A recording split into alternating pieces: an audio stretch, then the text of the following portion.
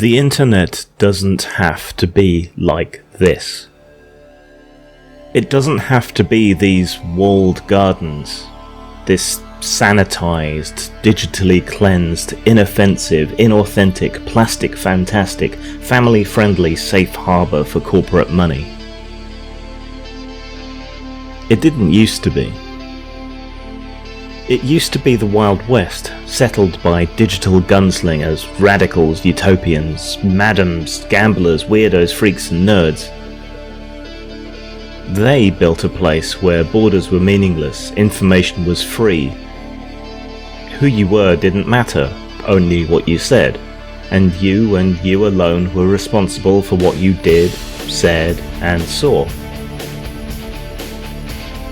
Then the robber barons of the digital age arrived, and in their modern incarnation, they're the near monopolies of the web, and the advertisers that feed them.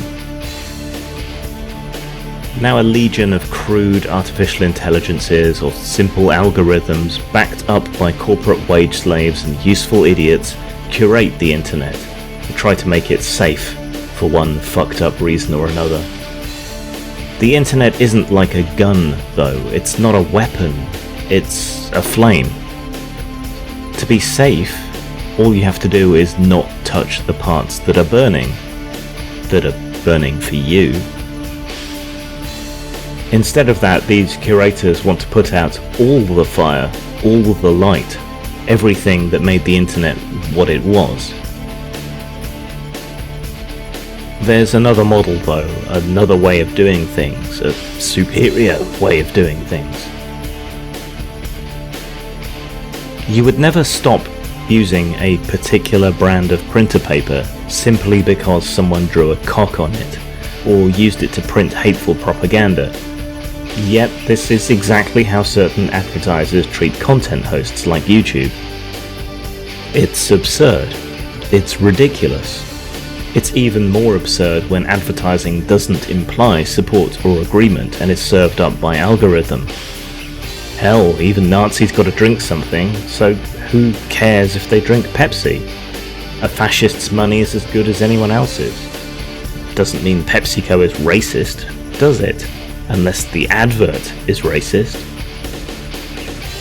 And what justification is there for censoring and controlling adult content? Violent content, critical content. People are looking for it, people are making it.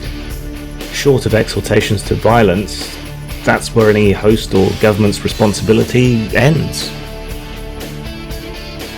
Why shouldn't, for example, YouTube host pornography? Behind an adult verification lock, of course, but why shouldn't they and users be able to use this platform?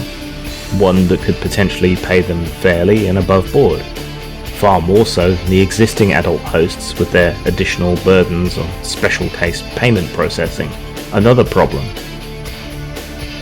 The internet was and should be non-hierarchical, bottom up rather than top down.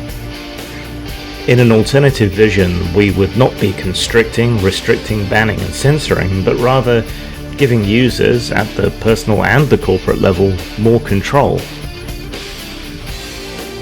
You don't want to see a certain type of content?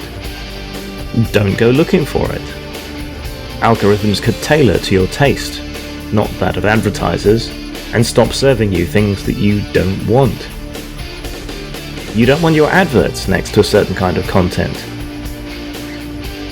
Have the tools to ensure it doesn't. Maybe you do want your adverts next to a certain kind of content, or on a certain kind of channel. The tools available should let you do that. Block and ignore are far more effective than bannings and censorings. They're fair and retain freedom. Better than top-down blocking and banning and censoring. Increasingly, the public square is in private hands, creating choke points for expression and commerce. These points can be manipulated and are being manipulated specifically to harm the very kinds of people who created the internet. The weirdos, the freaks, the nerds, the digital whores and computer cowboys who settled this new frontier. There's no need for it. The digital space is effectively infinite. There's room for everyone. And even more so than in meat space, what someone else does is none of your fucking business. There is no need to try to dominate, control, and marginalize here. But we do it anyway. We need to assert our rights as individuals over the rights of money. The funny thing, ultimately, is that it should be in moneyed interests to adopt this paradigm shift themselves, instead of perpetuating the curtain-twitching virtue economy that they do. The internet was built bottom up on a basis of individualism and personal responsibility and self-curation. That was better, and it could be again, if the utopians, the free expression advocates who built these currently oppressive companies could regain their zeal and idealism and their backbone. Here's hoping.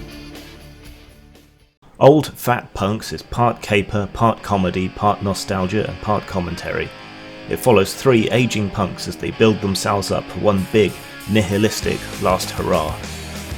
You can buy Old Fat Punks at Amazon, Drive-Thru Fiction, or Lulu.com. Follow the links below or search on those sites.